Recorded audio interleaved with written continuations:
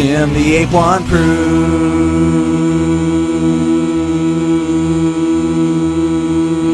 Hello again, humans. It is I, Jim the Ape, and while I was editing my last video, I started to get the feeling like a lot of what I was saying was me repeating myself from arguments I've responded to and counter-arguments I've made in my videos many times before. And I realized that that's because I usually respond to stupidity coming from the left wing of the political false dichotomy, because that's the kind of stupidity that's more obnoxious, more in your face in terms of how it's presented, oftentimes more blatantly wrong to anyone who doesn't think like a brainwashed ideologue, and ultimately more entertaining to mock and refute in a comedic fashion. But I don't want to be one of those channels who only criticizes the left and gives the right a free pass, nor do I want to overcompensate and become a channel that only criticizes the right and gives the left a free pass. I'm looking at you, Dusty Smith. I'd rather be much more like my other biggest inspiration here on YouTube besides Dr. Randomer Cam, the artist formerly known as The Amazing Atheist, TJ Kirk, and tell the left and the right that they're both a bunch of stupid people with moronic ideas. And that's not to say that I'm superior to them or above criticism, but I know a false dichotomy when I see one, and there is intense stupidity on the extremes of any political spectrum. So with that ridiculously lengthy prologue out of the way, let's get to the topic of today's video. Now, obviously, I wanted to respond to someone who identifies as a conservative, so why not one of the most irritating internet comedians, with big sarcastic air quotes, that makes cringeworthy comedy sketches and likes to dress up as a woman to show them trannies a thing or two for some reason. Anyway, I am of course talking about Steven Crowder. This video came up as an ad before several YouTube videos that I watched, but I always hit the skip button as soon as I could because I can't stand to listen to Steven speak. But I will today. And a quick comment about the no turd twice rule that I adopted from Dr. Randomer Cam. This is another PragerU video, but I'm not counting it because it's a different presenter from Dennis Prager himself. And most excitingly, that means that after this video, I never have to watch another Steven Crowder video as long as I live. So let's get this over with.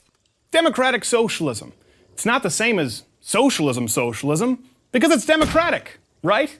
Okay, quick warning, this video might be a bit less entertaining than my usual shtick because I'm going to try to break down political ideologies, at least as much as I, as a layman, can. I'll do my best to spice it up, but the problem with this video that I can already tell you is, spoiler alert, Steven never gets around to defining what he's talking about. So a majority of my video is probably going to be me explaining what I mean when I talk about democratic socialism and how it differs from full-on Marxist communism. Let's take care of the former right now, shall we? So, what I mean by democratic socialism is pretty close to what I think Bernie Sanders meant by it when he was using it as a campaign platform for the 2016 presidential election. Now keep in mind, I'm no political expert, and I never so much as took a political science class in high school or college. But what I envision is simply our American democracy and capitalist economy remaining mostly the same, but adding a few more tax-funded programs to help the American people. We already socialize the police force and firefighters, so why not allocate some tax revenue to pay for emergency medical care and higher education? Granted, I'm not so naive as to think that all healthcare and all college should be free for everybody. I would set it up so that every tax-paying legal citizen of the United States gets a basic healthcare plan that covers EMTs, ambulance rides to the ER, the emergency room care itself, conventional treatments for life or death illnesses like cancer, and a limited number of regular checkups and cancer screenings. If you want to go to the doctor every time you have a cough, or if you want cosmetic surgery, or if you want experimental treatments, or if you want more checkups and screenings, you would have to pay for that directly out of pocket, or buy more insurance coverage from a private company. That way, the capitalist aspect is still a part of the system, but everyone gets access to the two most important kinds of healthcare: emergency and life or death. I have a similar approach to education, but instead of being based on life or death, it's based on merit. You see, I wouldn't want useless degrees in gender studies or some other ideological indoctrination course to be paid for by tax dollars. Those kinds of degrees should be paid for out of pocket. But degrees in the STEM fields, or degrees that can actually help students get productive careers and contribute to society, that's something that I think is worth investing in, especially when you consider that some degrees for particularly brilliant minds can actually advance the state of our country by giving us an edge over other countries. What's more patriotic than that? We can debate which specific degree programs have enough merit to be tax funded, but it ultimately would benefit society if citizens were given the tools to succeed without worrying about being buried in student loan debt for the rest of their lives. And I'm not an idiot. I know the money has to come from somewhere, but budget cuts are made all the time by the government, so it doesn't have to come from raising taxes necessarily. For example, we spend ludicrous amounts of money on the military, often for weapons or vehicles that never even get used. Also, if I'm not mistaken, government officials vote to give themselves raises all the time, on top of the money they get from corporate interests. So if that's true, there's another thing we can cut back on a bit. But that's just my take on democratic socialism. I have no idea if that's even close to what Crowder's about to argue against, because he never clarifies. But let's see what he has to say.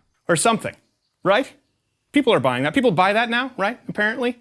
As though adding the word democratic in front of a word changes what it means. Well, it kinda does, Steven. That's how adjectives work. For example, if I say you're a douchebag, you'd probably just write that off as a meaningless insult. But if I call you a smug, self-righteous, condescending, painfully unfunny douchebag, you get a clearer picture of what I'm talking about.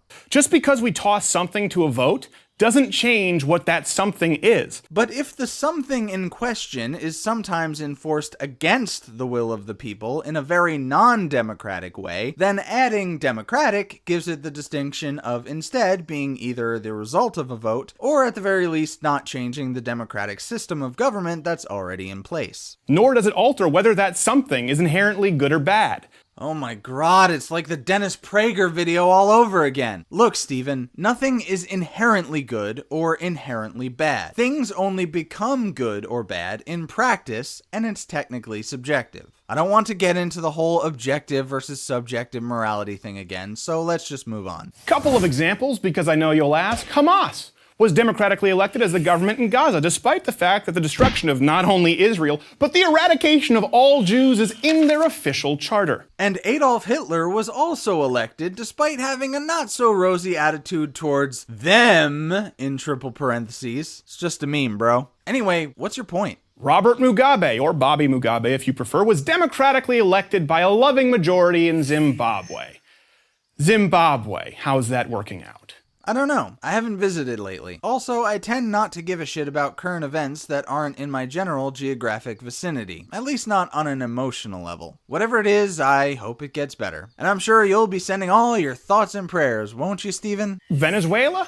Well, Hugo Chavez, noted personal favorite and friend of Sean Penn, to whom he constantly pointed as being unfairly characterized as a dictator when in fact he was democratically elected as a socialist. There's a lesson to be learned here, and it's exceedingly simple. Don't listen to celebrities. They lack even the slightest clue of whatever it is they're talking about at all times and in all circumstances. Well, unless they say something you agree with, am I right? Well, how'd that work out for Venezuela? Well, it's now on the brink of collapse, despite it being one of the most resource-rich nations in the entire world. Basic things like eggs, milk, flour, and toilet paper are either too expensive for the average Venezuelan or simply out of stock. Out of stock, mind you, democratically. So are they one of the most resource-rich nations in the entire world? Or are they a desolate wasteland devoid of the basic items that are so highly priced that most people can't afford them? You're kind of sending me mixed messages here, Steven. I know.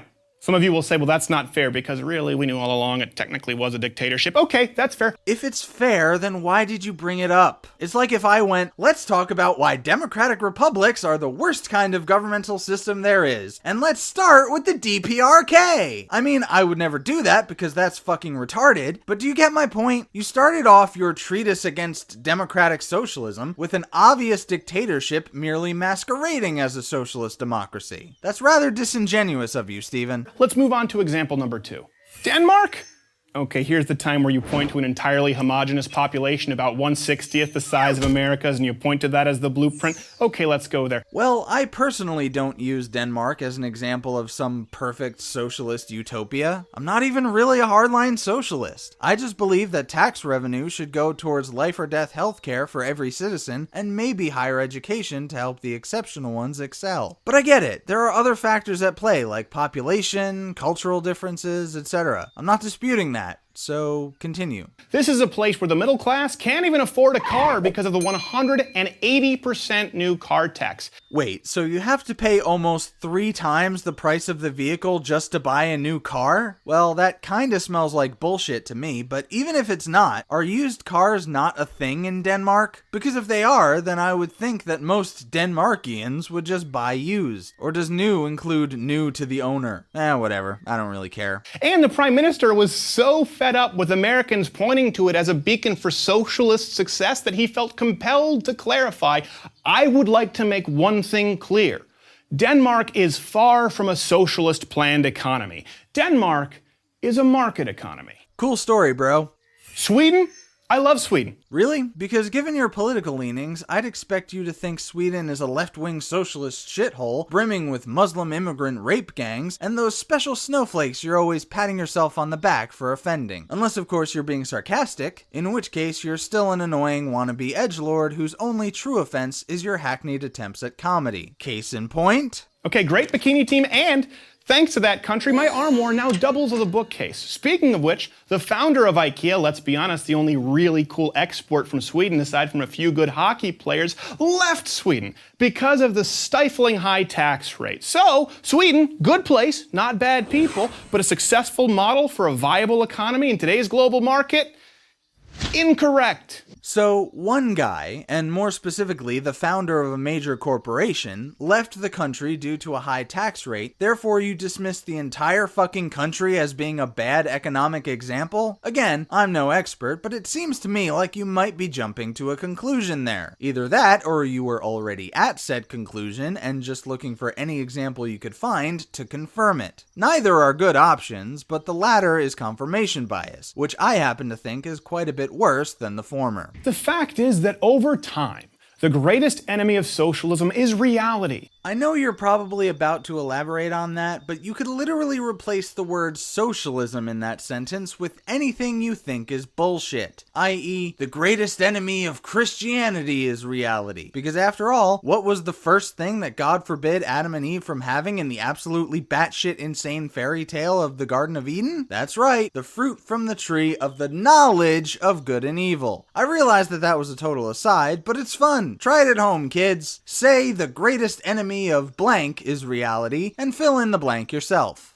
The reality that human nature will invariably pull certain people toward individualism and success, and others toward laziness and collectivism. You're certainly not showing any bias there, Steven! The tension between the makers and the takers always leads to socialism's inevitable collapse. You're right. That animation proved it. And it totally made up for the fact that you're just making vague statements about nebulous concepts that you completely failed to clearly define in this video. But I know that I can give you examples of failed socialist economies until I'm blue in the face. Of course you could. Why would you want to do anything else? Like, say, clearly define what you're arguing against. But seriously, that's the part that makes me think that maybe Crowder is talking about economic socialism, which is basically Marxist communism, which is fair enough, and I would argue against that too. But it's important to draw the distinction so that you're not conflating very different schools of thought and acting like they're the same thing. So let me do that now. Draw the distinction, I mean, not conflate two different schools of thought. So the difference between democratic socialism, as I described before, and economic socialism, or Marxist communism, as I understand it, has to do with the ways that the state and the economy are run. I think full-on Marxism involves paying everyone the same wages, which doesn't make any sense when different work has different value in terms of what it contributes to society, and I know that it involves the state being given so much power that it effectively allows the head of state to force people to worship them as a God, which is why theists often make the argument that atheism is bad because commies. Once again, I feel the need to reiterate that I am not an expert, and this is just one lazy ape's understanding of what I'm sure is a much more complex concept. But the bottom line is that, at least in theory, the kind of democratic socialism that I support would still be an economically capitalist, democratic republic just like America has always been. The only difference is that some tax revenue would be allocated to pay for basic healthcare for all tax-paying citizens, and possibly some worthwhile college degree programs.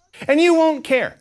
Because at least socialism is inherently more morally altruistic than the evil, greedy, capitalist warmongering seen in the West. Greed? What's more greedy than wanting to take from someone else something that you haven't earned? Do you honestly think that all the Fortune 500 CEOs and everyone in the richest 1% of Americans worked for literally everything they have and that none of them stole or inherited any of it? I mean, look, I get it. You want to make sure that rich people don't get robbed out of money that they may very well have gained through legitimate success and business acumen. I'm just saying that earned is a highly subjective term. But no, socialism is not inherently altruistic, especially if it's taken to the extreme of the aforementioned full-on Marxist communism and resources are spread so thin that everyone's starving to death. But neither is socialism inherently evil or a bad idea, and it can be applied to certain specific aspects of life without uprooting the entire capitalist economy and or democratic government and replacing them with slave labor and a starving populace. In other words, a little socialism can be good as long as it's under specific circumstances and in moderation. At least that's my opinion on the matter. Unlike capitalism, free enterprise, which can only occur truly through voluntary transaction,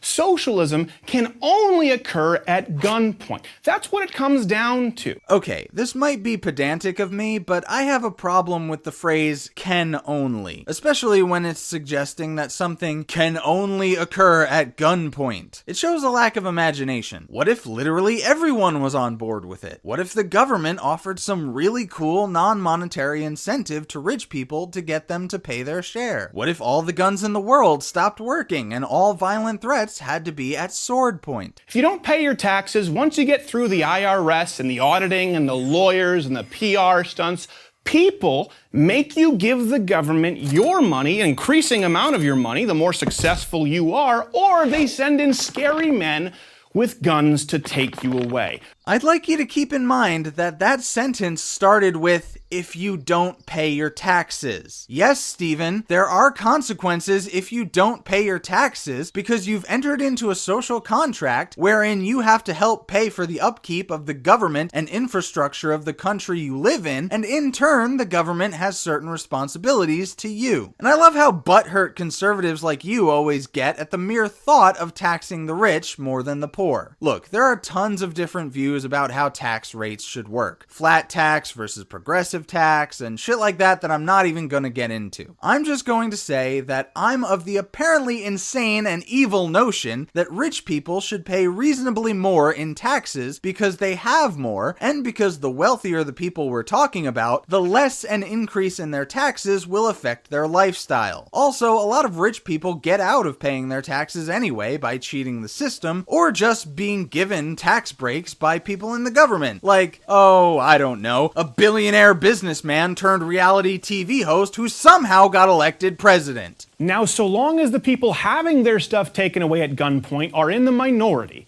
and the majority feels that they'll get to benefit from more said taken stuff, you'll always be able to win that decision through a popular vote and claim the moral high ground through democracy. I find it kind of funny that you are claiming the moral high ground while defending the wealthiest 1% in America, a group that is by no means victimized in any meaningful way, and who has more than the remaining 99% put together. You act as though taxing the rich even slightly more than the poor is the same as armed robbery, and that those poor rich people have nothing left when it's all said and done. Well, I'm sorry to burst your bubble, but that's not the case. On the rare occasion rich people do pay their taxes, taxes, they're just fine afterwards. No one threatens to shoot them if they don't do it, and they can still buy that third summer home in the Bahamas without even having to wait for a tax return. I don't hate rich people any more than any other group of people, by the way. I just find their level of indulgence while their fellow human beings suffer in squalor all around them to be disgusting. Understandable, mind you, but still disgusting. Putting the word